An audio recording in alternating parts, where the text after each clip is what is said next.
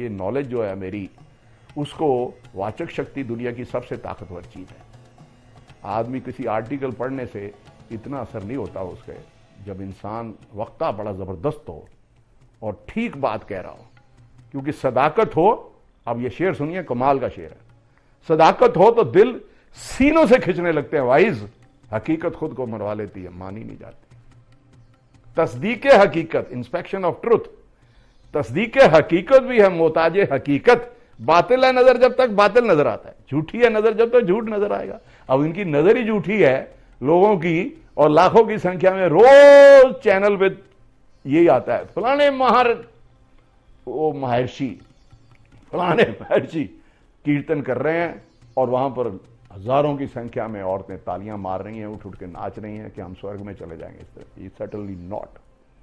सारा दिन पाप करना, खुद गर्जी, गाली निकाल के बात करनी लोगों से, हिदा बेड़ा गर्क होए, मेरा क्या लेना है, मरता भूखा मरे, पता लगा है साथ वाले मकान में रोटी नहीं खाई लोगों ने आज रात को, मेरा क्या लग गया, ये अपने कर्मों का फल पा रहे हैं। What is this nonsense? तू तो, भगवान ने तो लीला ये रची हुई है तुम्हारी जिंदगी के लिए, उसने ये लीला रची हुई है, कहीं दुख कहीं सुख, कभी ये कभी वो। तो ये सब, कभी माइले तला तुम, कभी माइले किनारा, मेरा अज़म नौजवान है, मुझे हर मुकाम पे आना। जिस हाल में ईश्वर रखे खुश रहो। तो वो सोचता है कि मैं इन आदमियों की जिंदगी की लड़ाई के अंदर मेरी इबादत, इनको पता तो लगे क्या है, मेरा नाम लेते रहे तो वे स्वर्ग मिल जाएगा। Suddenly not. दिल से जो निकलेगी आह, वो असर रखती है, पर नहीं रखती, ताकते परवाज रखती है। खलूसे दिल से जो निकले वक्त नीम शब, आधी रात को एक आह, एक सदी की इबादत से कम नहीं। जैसे मैंने पहले कहा कि मटेरियल लाइफ और स्पिरिचुअल लाइफ, ये दो कंपार्टमेंट में इसको ना रखो। आए हो दुनिया में रहो। उसका आशिक मैं नहीं बनूंगा, जैसे मैंने वो शेयर किया। मैं रिपीट इसलिए करता हूं कि आपको पता लग जाए, जनता को पता लग जाए कि मैं क्या कहना चाहता हूं, समझाना क्या चाहता हूं। खुदा के आशिक तो फिरते हैं हजारों जंगलों में मारे मारे, मैं उसका आशिक बनूंगा जो खुदा के बंदों से प्यार करे। अगर आप खुदा के बंदों से प्यार नहीं करते तो आप जाके साधु संत बन के डंडा लेके घूमते रहो वहां पर जंगलों में, राधे श्याम ओम, तंबाकू पियो और धुनी समाज के कुटिया में रहो, हम संत हैं। नॉनसेंस। समाज को क्या फायदा तुम्हारा, तुम तो अपनी मुक्ति के लिए कर रहे। मदन लाल ढींगरा से पूछा 1909 में, जब वीर सावरकर के कहने पर उसने गोली मारी उस आदमी को जिसने हिंदुस्तान में जुल्म किया था। वो जब गया वहां पर बार हटला करने के लिए, अमृतसर का रहने वाला था। ये बड़ी जबरदस्त कहानी है। एक आदमी है, दुनिया कहती है मुझे मुक्ति चाहिए उससे पूछा गया, जब उसे फांसी लगने लगी, क्योंकि उसने गोली मार दी थी, लंदन में गोली मारी थी।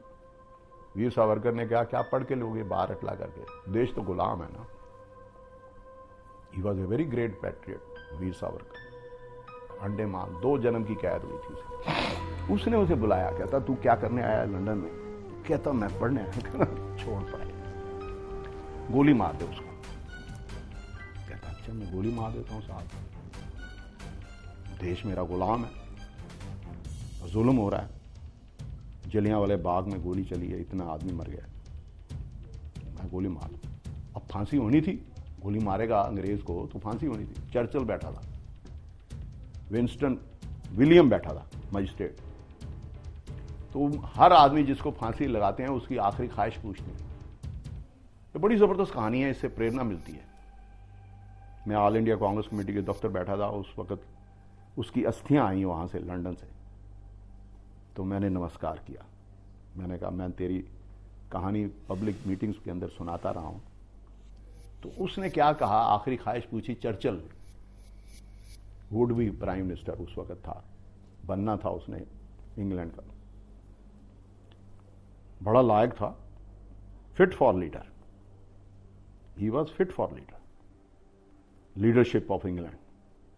पिट the younger, Pitt the elder, जैसे बोलते थे I know I can save England, no one else can. France का Charles de Gaulle, I am France, बोलते थे ऐसे। तो वो कोई वजह थी, उसमें कोई बुराई नहीं है। जो आदमी लीडर है, मैंने इंदिरा गांधी को ये कहा था मैडम तू हाई कोर्ट में हार गई है ना, तेरे को ये मजबूर करेंगे कि तू रिजाइन कर दे। मुकुल बनर्जी ने मुझे गोलमट्टी चौक में बुलाया टेलीफोन करके कि कपूर साहब इधर आगे आप भाषण। मैं भाषण कर रहा था और जस्टिफाई कर रहा था कि she should continue as a prime minister in the interest of the country. बोलना तो मुझे ये चाहिए था ना, तो यही मैं बोल रहा था। इंदिरा गांधी आ गई, मुकुल बनर्जी ने कहा कि कपूर साहब वो आ गई हैं इंदिरा जी, तो आप अपना भाषण खत्म कर दो। इंदिरा जी कहती चुप, इनको बोलने दो। व्हाट ए वंडरफुल मैन, ये क्या बोल रहा है, कमाल कर रहा है। मैंने उस वक्त एक चीज बोली अंग्रेजी में, hearts to dare and hands to execute और always numerous, but there should be a mind to guide and animate the whole. Animation कौन करेगा? You are the fittest leader, whatever you are, you can lead the nation, save the nation and strengthen the nation, energize the nation, animate it, है? और तभी आगे बढ़ सकेगा देश, नहीं तो लीडरलेस हो जाएगा, फौज की कोई वैल्यू नहीं है। Hearts to dare and hands to execute are always numerous, but there should be mind to guide and animate the whole. Shri Madan Lal Dhingra एक उस शहीद की बात सुना रहा था, क्योंकि हिस्ट्री है, इतिहास, history is the root and all other subjects are its fruits.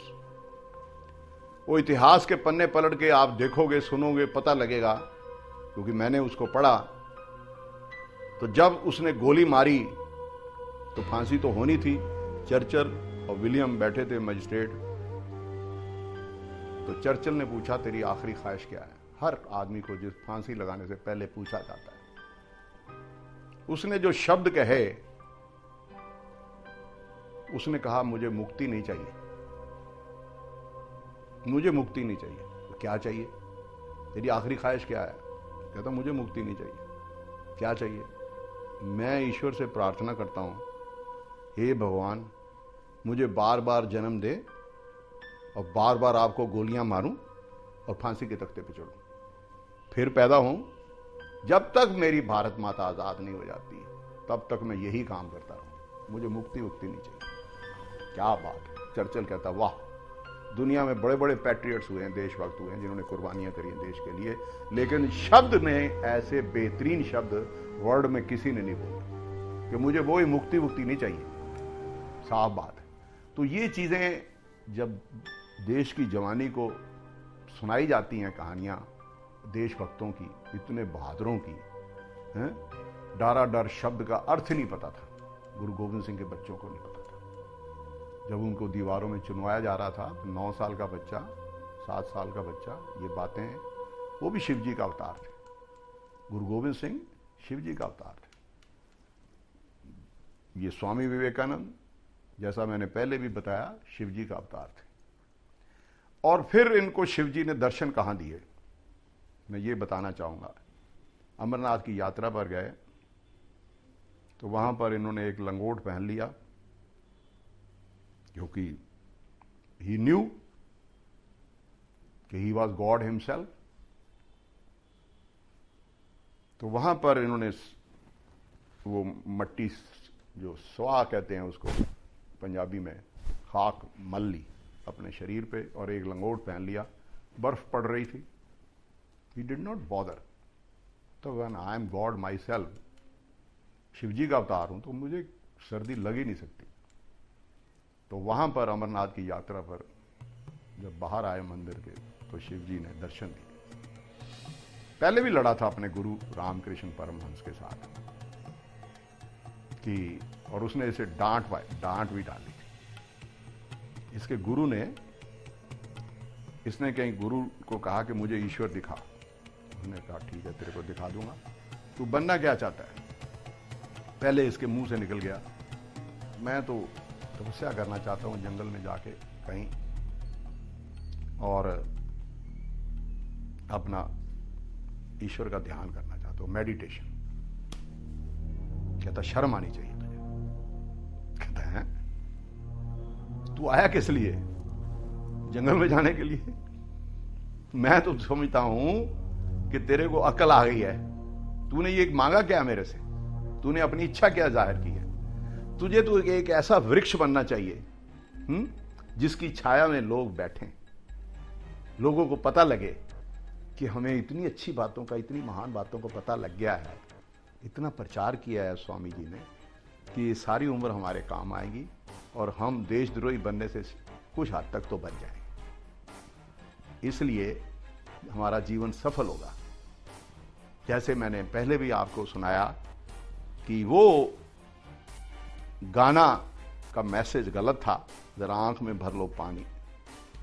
वो जो आदमी शहीद हुआ है उसकी तो जिंदगी सफल हो गई, क्योंकि हर आदमी ने मरना है। जब से मिली है जिंदगी सर पे कजा सवार है। अब मालिक तेरा निजाम क्या, हर फूल के दामन में खार है, हर एक ने मरना है। दिस इज द सर्टेनिटी है। जब मरना है तो फिर क्यों ना अच्छे कार्य करते, महान कार्य करते मरे। तो वो तो मर गया, शहीद हो गया, उसका तो जीवन सफल हो गया। हम लोग एक थर्ड क्लास जीवन व्यतीत कर रहे हैं, पता नहीं कैसे मरेंगे है? देश पर कुर्बान होने की हमें मौका ही नहीं, सौभाग्य प्राप्त नहीं हुआ। जेल जाने का हुआ या कुछ भी हुआ, लेकिन हम शहीद होना चाहिए है? ये वर्ड्सवर्थ ने भी लिखा है? वो जो फ्रांस में रेवोल्यूशन हुई थी तो उसके अंदर, काश कि मैं उस वक्त जिंदा होता तो मैं देश के लिए मरता, काश के।